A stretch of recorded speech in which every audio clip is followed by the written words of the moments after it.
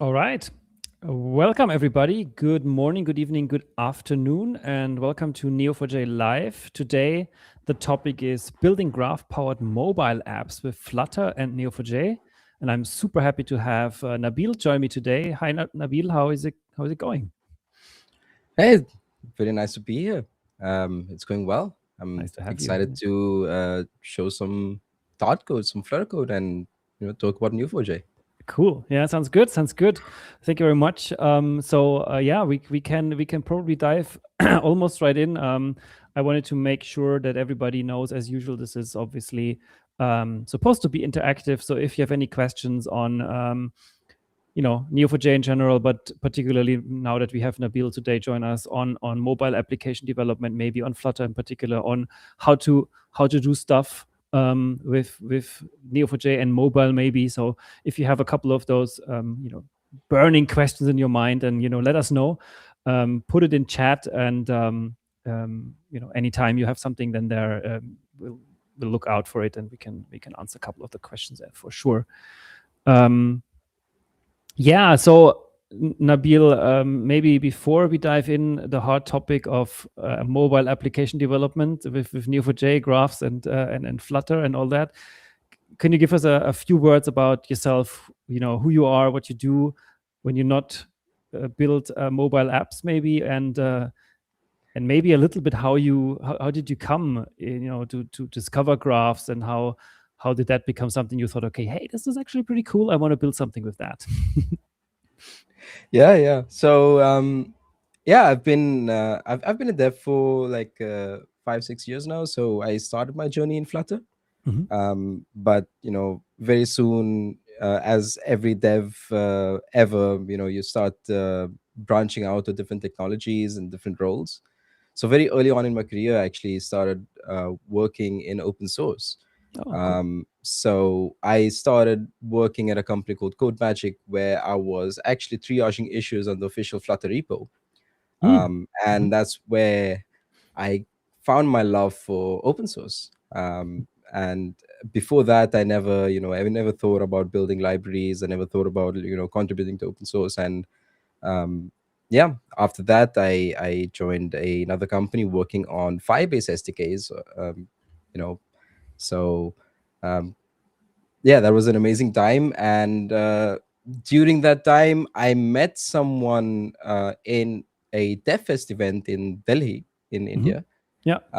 And turns out he's the maintainer of the PHP driver for Neo4j. Okay. Yeah. Nice. Right. So Yeah. I think you know him. Yeah. I think you know Glenn, right? Yes. Yes. Yes. So Glenn I is met great. Yeah. him. We Yeah. we we kind of clicked. I used to do PHP as an intern, so we kind of clicked on that. And then one day he was like, "Hey, you do open source. Why don't you help me maintain this library?" And I'm like, "Okay, sure, That's how let's do it." that's how they get you. Yeah.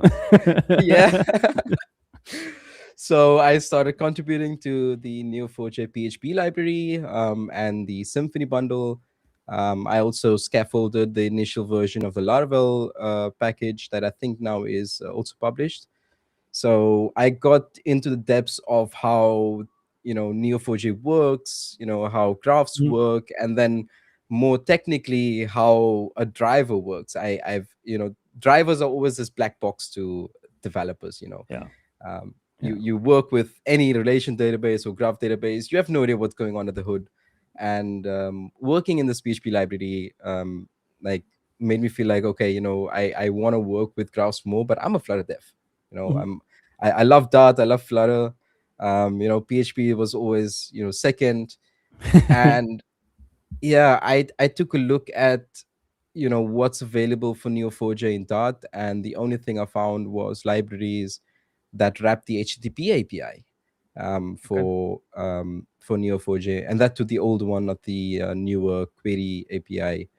So I saw an opportunity. I already had experience working on a driver before, and I decided, hey, let's build it from scratch, from building the driver down to building the Packstream protocol as well, like both protocol and Packstream serialization as well. So I built all three of those, and lo and behold, like I got something out. Yeah, that's very cool. Yeah, super. I'm very excited about this. I think it's one of those areas where I think there's huge potential. I've seen a couple of demos where people, worked on a mobile application that is also reaching out into a graph database and pulls data there. So I think it's pretty cool. So I'm super grateful to you, in particular, that you built obviously this integration, this driver, and that we can showcase it today. And hopefully, this is an inspiration to some of you out there to use that and to build something there that can, be very very impactful on all kinds of applications. So yeah, I think, I don't know, Nabeel, you have a demo. I think you want to show us a couple of things, how you built the driver, or where do we want to start in the beginning, so we can know a little bit about how we proceed today. Yeah. So I was actually contemplating whether to actually dive deep into the nitty gritty details of how the driver works. Yeah. I'm not sure how entertaining content that is, so maybe I'll just speak about it a little. So one thing that I want to give a lot of props to the Neo4j team for some amazing docs. Like it was really easy to actually build the Bolt protocol because it was laid out quite well. So Cool. that's something that I find missing in a lot of other places where it's kind of difficult to get Yeah. information about technical details. So starting from there, I got the basic idea of how backstream works, how bolt works under the hood, and I went from there. I had a vision in mind. I had a specific way I wanted the libraries to work. I wanted them to be disconnected from each other in a sense where bolt is not just used for Neo4j. I believe it's used for other databases as well. Yep. So I wanted to build the packages in layers where I'm not enforcing you to use Neo4j. You could still use the Bolt protocol package on its own. Yeah.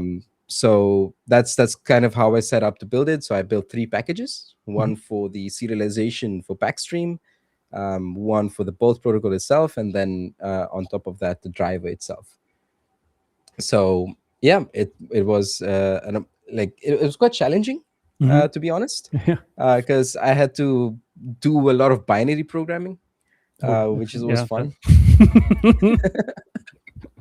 Yeah. But yeah, got there at the end, and when I first made that, the initial connection to a Neo4j server, I was like, yes, that was an amazing feeling, getting that handshake to work. But it was yeah.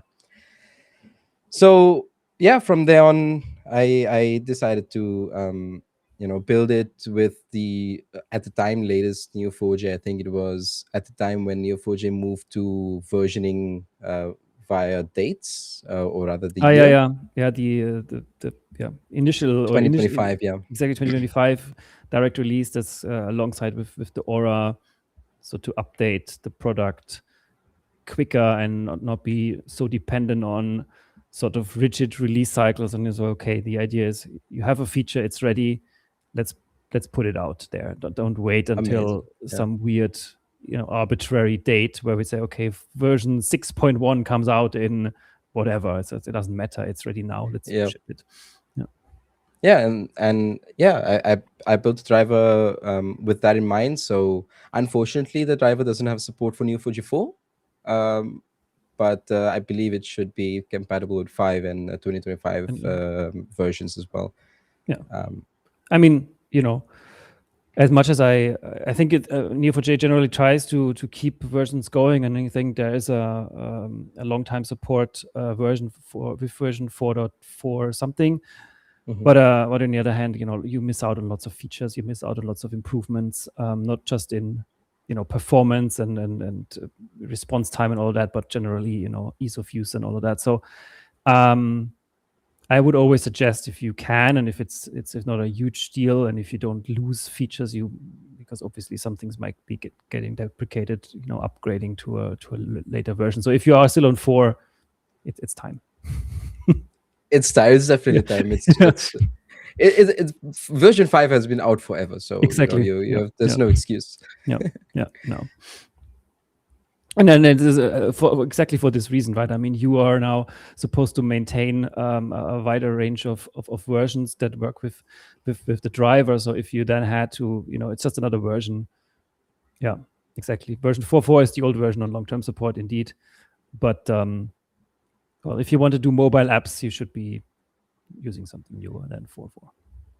Yeah, and it's also interesting because it's a driver for Dart, right? So if you are using version 4, you most probably already have infrastructure and you already have a backend maybe in JS or Go or whatever it is. So the idea behind, like, another reason why I didn't want to support version 4 was it's kind of, I feel like the people that would use it on more greenfield projects where they're going to be starting from scratch. Exactly. Right. So at that point, it's easy to make the choice to go for the latest and greatest version of Neo4j. Totally. Makes a lot of sense. So that's great. And it's obviously your decision what you support and what you don't. So I think that's perfectly reasonable and makes lots of sense to me. I don't know if should we talk about this now or later, you tell me, but my question is, like, the combination between Dart/Flutter mobile apps and graphs, was there something you were thinking right out of the go before you obviously developed the driver and the integrations? Okay, this is something I see lots of overlap. I see a need. And was there maybe an initial demand or push from your side or from external side where you said, okay, yeah, we need this to happen, and then you said, well, I'm gonna build it now? Yeah, so that's an interesting question, because so the entire reason, so okay, let me take a step back. So the Neo4j package is not just like, it's not my only open source library that I maintain. So I maintain a couple of more like a validation library for Dart and a sort of maintained backend framework as well, but not really. But one of the problems that the Dart ecosystem has is the lack of an ecosystem, right? It's Okay. So when you go into language like Go or Node.js, you have this wide array, like thousands, maybe possibly millions of packages out there for you to choose from, and you can really bootstrap a product really quick, especially in the age of AI, right? You just tell the AI what to do. There's a package for almost everything. Yes. From a Neo4j driver to checking odd and even numbers, right? So, but that was lacking in Dart. Like, Dart is a fairly new language. Technically, it's already like 12 years old, but it only gained popularity with Flutter, which was, I think, version 1 of Flutter was released back in 2018. Okay. And Dart being kind of marketed towards mobile applications, a lot of people, in fact, the majority of people, forget that Dart is a general purpose program language. You can use it to build backends. You can use it to build CLIs, right? But the problem was that no one ever thought of Dart as a backend language, because you just don't have that security. If you wanted some support for, in this case, a graph database, your options are very limited. Okay. Right. So what do you do then? Then that becomes a deal breaker, and you can no longer use Dart. You need to switch to something else. And having one language across your backend and front end, I forgot to turn off reactions, but having one language across backend and front end is so useful, because you can share business logic, you can share types, you can you can onboard one developer that knows the language well, and they're able to work in both front end and back end, and not having the option of using graphs, using vector databases, like Neo4j has support for. Like those sort of things kind of, I felt like, as someone who is a Flutter dev and as someone who has worked on a driver before, it's kind of my obligation that I enable other people to also build with Graph, right? Yeah. Yeah. um, and at the same time, I was also thinking of, an app that I wanted to build. It ended up being way more than my single person could actually build. Yeah. I Yeah. wanted to build this entire pipeline, AI pipeline that could analyze your mental health Okay. over Yeah. time, and create a graph of your mental state over Okay. time, and Yeah. Yeah. sort of summarize it over time. And I wanted to use Neo4j for that, but I Mm. also wanted to use Dart for it. Yeah. So there was a little bit more motivation there. Yeah. But yeah, I never started the startup, but I at least started the driver. Yeah, for sure. Yeah, well, that's a cool, but that's technically a cool application. I could imagine so many things. I mean, I can just think on, and then I let you do some showcasing here. But just to finish the thought, Mike Morley from the Neo4j team, who was on this show as well last year, and he presented at Nodes, and he's creating this knowledge vault. He's calling it for, people with dementia or Alzheimer's, but generally for everybody, I think it's relevant. And you collect all your bits of information, everything you put there, and have a history and a way of looking back in time, sort of, and said, okay, what did I think there, and what did I look at there, or what was interesting to me then, and think about this as a, how do you do this ideally? I mean, this is the prime use case for a mobile application, because this bit of technology is with you all the time. If you're somewhere and you want to make a mental note, or you want to take a screenshot of something, or want to take a picture of something, it could all go in there, and would be the perfect combination of having something. Okay, I want to record something. Okay, I use my phone, but I also want to retrieve something. I want to also use my phone, and I want to look back into what's the connection. So I think that could be definitely a cool use case. So yeah, if you want to build something like that, I'm sure Mike could be interested in in supporting from his point of view. I mean, the backend seems to be there, maybe, so that's a good one to connect somehow. Or if you build something else, let us know. Definitely let Nabeel know. I think it would be cool if somebody builds something interesting with Flutter and Neo4j on top of your driver. Yeah, it would be absolutely amazing for that to happen. Let's look into it a little bit. So and see what you can show us here. So right, here we go. You share the screen. Here we go. Oops. If you can let me know once my screen is out, because I switched workspaces, so I can't see you anymore. No problem. Your screen is there. We see a mobile phone to the right and VS Code on the left. Yes. So so one of the issues of doing Neo4j directly in Flutter is, you obviously don't want to have your database credentials baked in your app, right? Even though Flutter is a framework that compiles to native code, and you can do obfuscation. Anyone can reverse engineer and sort of figure out what your database credentials are, and then just mess up your database, right? So ideally, you want to be running your database you want to be connecting to your database from a backend, right? But then question arises like, hey, I'm new to Dart. What do I use for my backend? How do I do this? How do I build a backend in Dart, and then also share code between the front end and back end? And there's a lot of questions that's difficult to answer right now in Dart. There's a few projects out there. Again, I have a kind of maintained backend framework. There's some other ones that's up and coming. We also have like deployment platforms like globe.dev, for example. There's a serverless deployment platform for Dart applications. But the one that I want to talk about today is actually the company that I work in is Serverpod.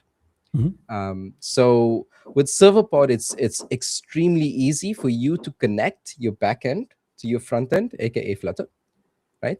Mm-hmm. And that allows you to completely blur the lines between your backend and front end when you're working with the code, and then you still have that type safety across your server boundaries, and you're still able to use Neo4j, Postgres, whatever you want on the back end, while also sharing a lot of that with the front end. So a typical serverpod project looks something like this. You usually have 3 folders. You have like a client folder, which is mostly generated code. You can add your own code in there. I'll talk a little bit about this. You have a Flutter app, and then you have a server app. And this is just created by calling, serverpod create if you install the CLI. Mm-hmm. So yeah, I'll start off by I'll cd into the server. Actually, I think I should zoom in a Yeah, bit. exactly. Yeah, Perfect. is Thank that you is very that much. better? Yeah, That's okay. perfect, I think. Let us know if not, but I think on my screen it looks good. No, it's fine. It's fine. So yeah, um, yeah, I'll cd into here, and then I'll let me just start up the Docker container. So uh, I think I have already have a Docker container running. So if I just do this, which is a little alias that I have, it should remove all containers and restart them. But yeah, I just have a Neo4j container running here. Mm-hmm. This could be, OraDB as well. I thought it would just be easier to Yeah, set up using, a Docker container that people can just run 2 commands and get up running. I think this repo would be linked in the description below later. exactly. I'll put it in chat right now, but it also is gonna be in the YouTube description for later. Right. So Serverpod doesn't have native support for Neo4j, but what it does have support for is Postgres. And kind of the way that Serverpod works is you can define your database models in these spy.yaml files. So this is actually just an enum, and then here there's a class. So these get generated when you run, if you just run serverpod generate. These are used to then generate files here in this generated folder. Mm-hmm. And what it does, it'll generate Dart code that you can use on your server, but then it will also generate Dart code in this client package that you have over here. So you can see that basically the same code exists here on your client side, and then in the server side as well. Okay. Right. Because both these are generated by a CLI, you can be sure that your backend and your front end is always in sync. And then in your Flutter app, all you do is you add a dependency on that client in your PubSpec YAML file. So this is a Mm-hmm. local path dependency. Just go back, and then that allows you to import those same classes, the same enums to use in your front end, so that you can have full type safety. So what I've built here, and what I'll do is I'll quickly just run the I'll just run the backend. So it's just you run the main.dart file, and I'm saying apply any migrations that you have. So this will apply to the Postgres database. So I'm using the Postgres database for authentication, which Serverpod comes in with default, and then I'll just click that button right there, and that'll start up the app, and then we'll come back to that. So yeah, once you generated all your all of your models, you can see there's some exceptions over here. So this allows you to actually throw. So I can have an exception defined over here, and I can actually throw that exception from the server and catch it in the client, which allows a really nice way of handling errors in your Dart code. Mm-hmm. So going into how this would be structured is you have a something we call an endpoint, and you can see here that I am actually throwing exceptions over here, and we'll later see we can catch them over there. And then I have this task repository, and this is where all the magic happens, right? Okay. So initially there's a Neo4j service, and you can see here that I'm importing from .neo4j, which you can just install in your PubSpec YAML file over here. And then all I'm doing is creating a driver using Neo4j create. The URI is smart, so it'll look at the scheme, whether it's Bolt or whether it's Neo4j, and depending on that, either configure your cluster routing or just a single connection to a Bolt protocol. And then you can verify your connectivity using your driver.verify connectivity, and then create a session with driver.session. And then obviously you can close your driver, and we'll get into more nitty-gritty. So if you've used the JS SDK or PHP SDK or any other one, this sort of API should feel very, very similar, and that was my my target. Like I didn't want to reinvent the API surface. Yeah, makes sense.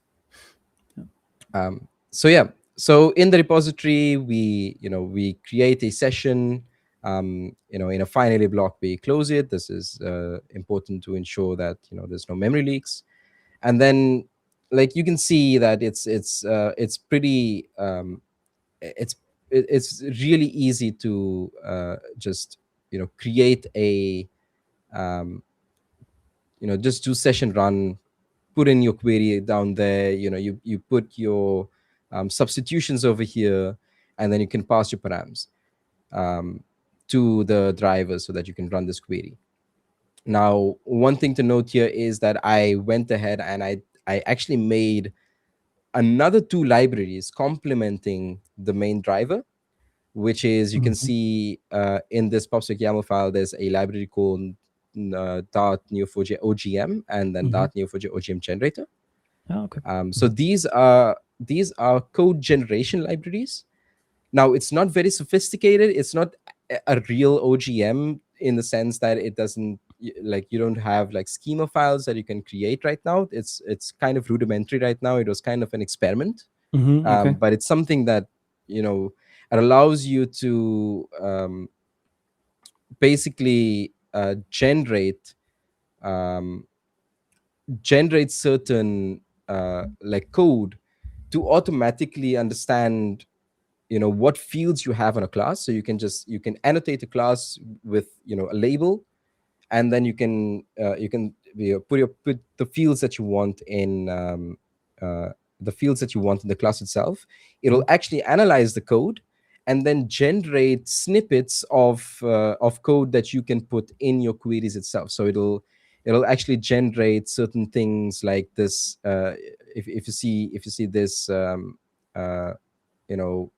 property object, it can actually generate this. So it's kind of, it allows you to change fields in one place and allow it to propagate all over your code base, instead of having to go through and update every single query that references description because you changed it to DESC, for example. I see. So yeah, unfortunately though, in the way that I've created this project, I wasn't able to utilize it well. Again, it's an experimental package, but I can actually show you what that looks like. Like if I just create a file, I can quickly create a file like this, and then I can just go over here, go into my server directory, and then I just do .run build runner watch, and this should so I'm using a library called freezed, which is which actually generates let's see, I could not resolve annotation. I think I don't have the correct libraries installed. Let's see. Yes, I actually need to install it, so I can just do .pub add freezed annotation, and then a dev dependency for freezed. And then I'll also need a dev dependency for JSON serializable. And I'll explain what these what these libraries actually do. So in the Dart ecosystem, we are very heavy on doing code generation, basically. So if I just rerun that command once again, I'll actually show you, uh, you know, what this actually does. Mm-hmm. So yeah, it'll start generating some code, and you'll notice very soon 2 new files gets generated alongside the original file, Yeah. right? And this, you can see there's over 200 lines of code generated here. There's some code generated here. This allows you to basically have a, you know, I can create, let's say, two values over here, and then it'll automatically serialize and deserialize to JSON over here. It'll automatically override certain methods like a copy with, where you can create a task object and then copy with and change just the title, leaving all the other fields the Okay. same. But what um, what is great about the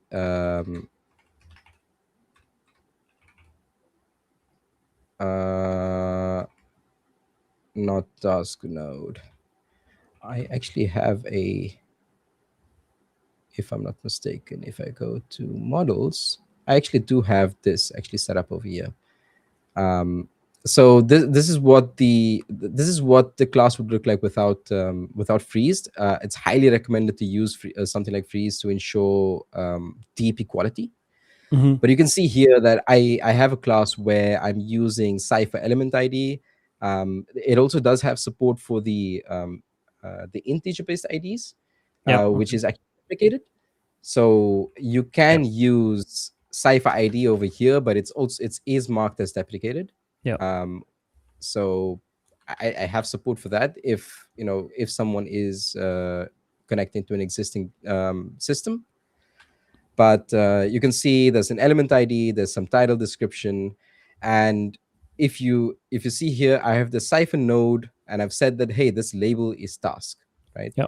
And what this allows me to do is generate this file, which is this Cypher file, and you can see here it automatically generates, what the parameters are, what your properties Yeah. are, and it'll actually create a valid syntax for you to put into your Cypher queries. You can see it has like a label over here. So instead of using user over here, for example, or I will, just using the task example, what you should do is to um, like task node cipher dot node label instead. Now this allows you to then go into here. If you change this to task, for example, Mm-hmm. this node label automatically updates over here. So it allows you to actually build your queries, with snippets of generated code that allows you to have a single source of truth Okay. across all of your queries, so that you don't need to really worry about where, how many queries do I need to update because I added this new field, or I Yeah. removed one Yeah. field, that sort of thing. Okay. Yeah. And It the gives same gives thing you more over here. dynamic or more, yeah. Yeah, so you More. can also like generate the properties over here. I think it's not two cipher params. I think it's actually on the task node cipher property names. So this will basically give you the all the property names as well, for you to put in your queries, right? And this allows you to have a little bit of type safety in your queries. It's not fully type safe. It's not a full, object graph mapper. Hmm. But it gives you a bit of a structure. It gives you a bit of a structure. It gives you peace of mind that, hey, if I updated something, that Yeah. it's something that I can be sure that my queries are updated as well. Yeah. But yeah, beyond that, you like, again, it's very similar to all other libraries where you do session.run. You can pass in your queries, um, put your placements over here, your placeholder values over here, prefix with a dollar. Since dollar is a special character in the string, we have to escape it, and then pass your parameters, which is if you see this little code, it's just the same names that are over here. And and then obviously you can then start getting all of the records. So if you do result.list, this will actually consume the entire result. It's not recommended to do so. You usually want to use a cursor-based approach where you are only reading as much data as you want.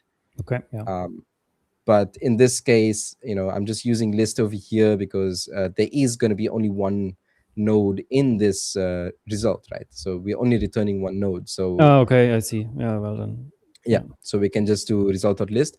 There's also some other ones where you can actually do result.single, which is actually the better way to do it, because now what you get is a single record, and this single will actually throw if you have an empty one, or if it's of the list of nodes that you're returning is greater than one.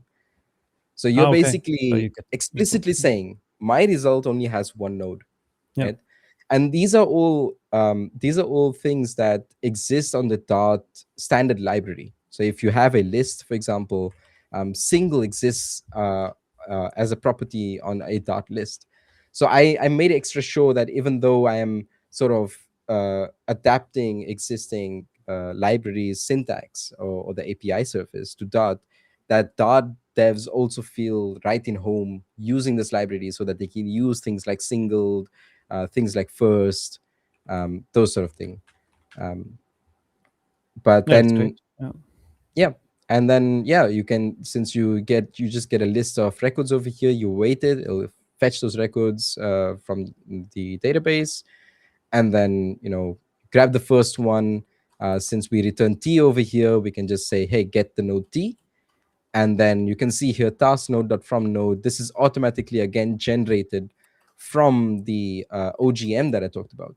So you don't even need to serialize, like deserialize the data coming from the actual database. So this node object is automatically turned into the stars node, and now you have a lot of type safety in accessing different properties. So I can now very safely look at all the properties that I have. I can access dot title, updated title, whatever it is. And like I can return that, and then this, because this is a serializable entity, you can JSON serialize this and send it to the client. Yeah. Cool. So like this is kind of how the library works. You have different ways of reading reading the data. In this one, I've mainly used list, but you can think of you can also do something like an await for loop, which is a way of consuming a so if you just do records, so Dart has this concept of a stream, and a stream is just an asynchronous iterable that you can like you can ask for data lazily, basically. So by doing a for loop over that stream, you can extract individual records and then do operations on those records, and exit early if you want, so you're not reading all the data like all the data if you don't need it. And this also allows a bit more performance, and since Dart is a single threaded language like Node.js with an event loop, this also allows a bit more performance when doing concurrent tasks as well. So there's a bunch of ways. Again, on the package on pub.dev, all of these are mentioned in the README file, so all the APIs are documented there. But now that comes down to then how do we actually send data to to the front end. So in Serverpod, we have this concept called endpoints, and then you just create methods in this endpoint. Here I've said, hey, you need to be logged in to use this. So authentication is handled by server by literally doing one line over here and one line over here, and you have a full authentication system. So like this is fully a Yeah, fully supported that's good. first party. Yeah. So even this screen, by the way, is like just a default screen that you can get from serverpod. So you don't even need to build the UI for a screen. Um, but yeah, so we check if the user is authenticated. If it's not, then we throw an exception that we can catch on the front end. Mhm. I'm creating a repository over here. I'm creating a root task. So I'm basically building a graph of tasks where you can also have subtasks under it. So you can create a task that's a high level goal, and then you could create multiple subtasks for that to achieve that one goal, and then those subtasks could have more subtasks. So it's an easy way of thinking about graphs for someone who's new into it. Yeah, yeah. And then I just wrote a bit of code here to actually convert a task node to a task object that serverpod understands, right? So you can see here, like I'm very I'm very mindful of having type safety like um, on your objects. So there's actually two ways of accessing element ID. There's either the O null or throw.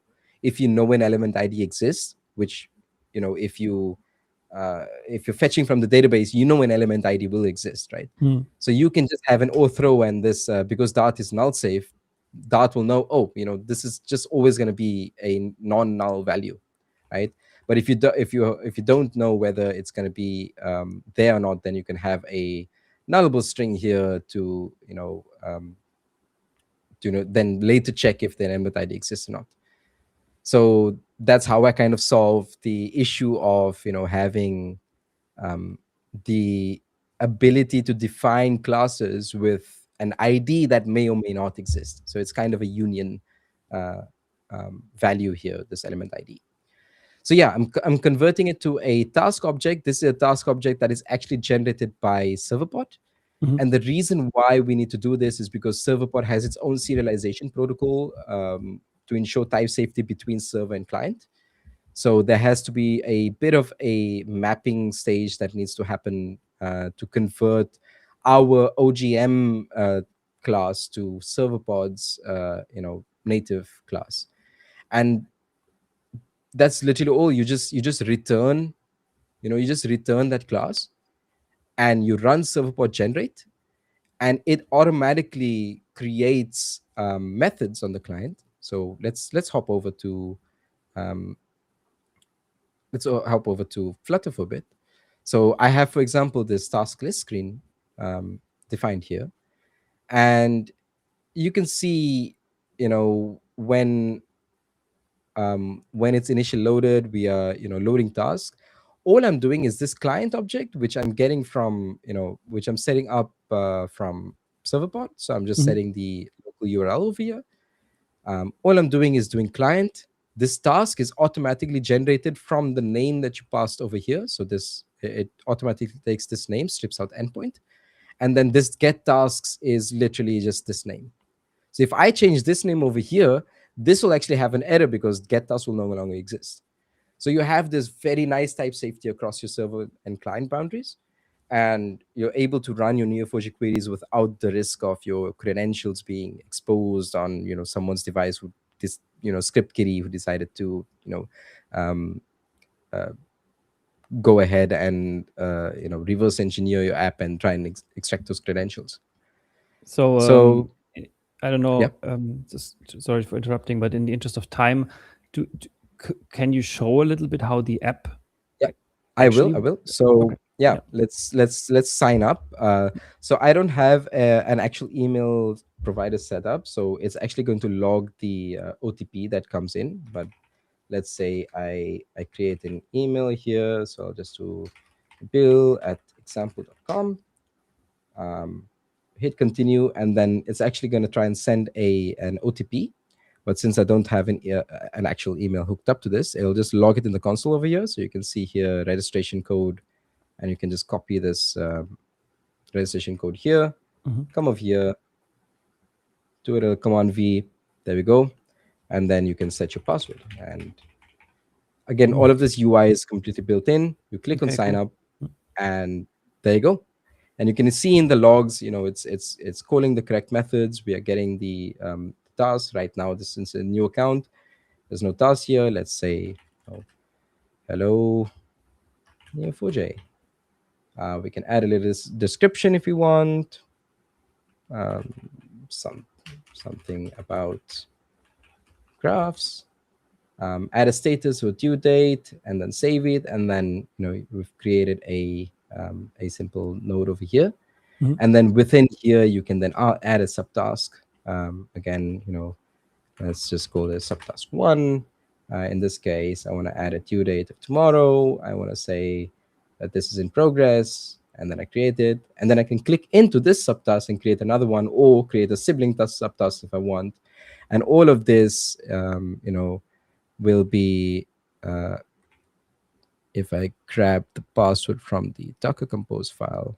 Obviously, you shouldn't have your production credentials in your code base like that. No. This is just demo. Yeah. Uh, do as I say, not as I do. Um, so if we just check, you can see here that there's Okay. a Yeah. node over here that's created, and then a subtask that's created over here, and you can see the same fields that we defined um, uh, in our backend is set up over there. And yeah, we can go through, we can edit it, we can set this to, this is done. For some reason, my subtask is still in progress, but my main task is done. And yeah, this allows you to like, you can see how easy it is to just, you get your task, you display it, you want to delete the task, you just, call delete task, you're done, and then Yeah. reload them. You want to toggle the status, again, just call update task, and this is all set up over here. And then like update task is set up over here. Go get the owner ID and figure some things out, and go update this, and it's all super easy to do. You just need to know a little bit of Cypher, which in my opinion is the best query language out there. I hate SQL. Yeah. Yeah. But yeah, Good that's idea. that's kind of a high level overview of like how you would approach building a graph powered application. Cool. Again, with Flutter, you have the ability to actually um, build web applications, desktop applications, mobile applications. Of course, there's even some projects out there that are completely stripping away Flutter, and then you could actually use the Flutter engine to build embedded applications as well. So it's a whole world that opens up Yeah. for you to build the graph powered apps. Very cool. Yeah, I think that the whole world of I talked to a couple of colleagues last week, and there's a embed Neo4j embed, for example, or something like that. It could be really cool, but nobody was I'm not aware of much happening in that space. But I think that's definitely a cool idea. I have oops. Can I? Should I? Yep. Okay. Yeah, let's go here. I have one more question, maybe before we close it, in terms of design patterns. Maybe when you think about, okay, how you build this demo application now, and then if people are now want to build something as well with Dart, Flutter, and Neo4j, is there some recommendations you could give to people and what to keep in mind? Especially, you hinted at it a little bit when you're new to graph. This is a little bit different in terms of data modeling, in terms of working with the data in a graph database. Is it do you think it would be very complicated for people to step into that, or do you have any recommendations on a little bit maybe best practices, what to do and what not to do, maybe when building with Dart and Neo4j? Yeah, like any new technology, if you're completely unfamiliar with the concept of graphs, for example, there's going to be some friction. I had friction. I'm sure you had friction when you initially Yeah. got into graphs. But when you actually take a step back and try and unlearn your relational databases, humans don't think in spreadsheets. Yeah. That's what a relation database is. It's just a spreadsheet, right? Yeah. That's true. When you take a step back and think about how you think, you like humans think in graphs, right? And I think it's important to get into that mindset first before you even start working in a graph database, and trying to learn. Is you need to understand that you're completely changing the way that you actually architecture things. And Neo4j is one of those very approachable databases that could actually get you started building these sort of applications. And then with specifically when you're working with Dart and Flutter and you're trying to build a like graph powered app, I think it's very important to understand, like a lot of Flutter devs don't really understand the where code should live. Mhm. I've seen a lot of people that have put database credentials in their applications, and try and pull that off. Like Firebase is, I think, a little bit to blame there. It makes it so easy. It makes it so Mhm. you kind of feel like you want to access your database from your code because Firebase does it that way. Okay. But unfortunately, the world doesn't work that way. No. No. And you need your own, you need your own controlled environment, a server to access your databases. So like understanding that and using something like serverpod, for example, to ensure that you have that experience of a seamless experience of working with your server, but while also being able to ensure that all of your database code is separated out, isolated, and in a secure environment where your credentials aren't getting leaked. I think that's one thing that like everybody should keep in mind. Other than that, like Flutter and Dart being very flexible languages, Mhm. you could it's up to you really how you want to structure your code. I chose a repository pattern, for example, but you could structure it any way you want. um like there's no restrictions there. I would highly advise you to keep separation of concerns, but it's up to the developer, how comfortable they feel to build these apps. Super. Yeah, that's very very insightful. Thank you very much for that, Nabeel. And yeah, I think that that brings us to the end of today's episode. Before I let you have the final word, Nabeel, I'd like to share a few things that are coming in the next few weeks. So in the 3rd of February, we're gonna do a Going Meta episode, season 3, episode 5.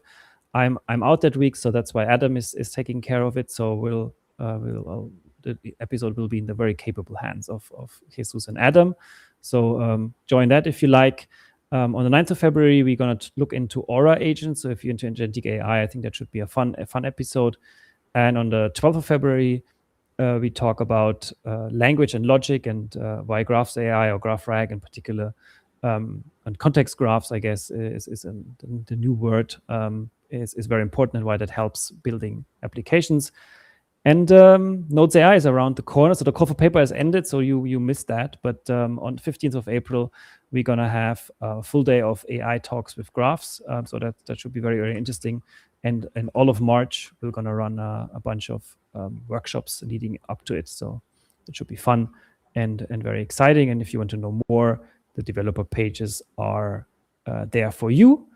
And Nabeel, any final words? If you wanna, your socials, Yeah, I'll share that in the chat, but also they will be in the YouTube the video description. yeah. Sounds good. Like I had an amazing time talking about this. So it's always amazing to push the Dart community forward, and Neo4j sounds like a very awesome way of doing that.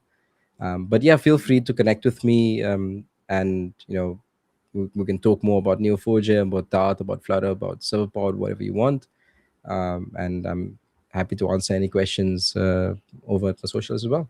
Cool. But yeah, thanks and for I guess having me. if people are building and using the driver, then I guess they can also put comments in GitHub. Yep. Yeah, you can open an issue if you ever find a bug. I'm sure there's a bug or two there. But yeah, come over and chat there. Perfect. Thank you very much. Thank you very much, Nabeel, for building this driver and for showcasing today how it works and how to start building with Dart, Flutter, and Neo4j. So I'm hoping we got a little bit of inspiration to you out there. And if you build something, let us know. Definitely let Nabeel know. I think you should be very interested in hearing what you built with it. And yeah, let's hear it. And yeah, see you again next stream in a couple of weeks. Until then, thank you very much for joining today. Thank you very much for participating. And yeah, see you around.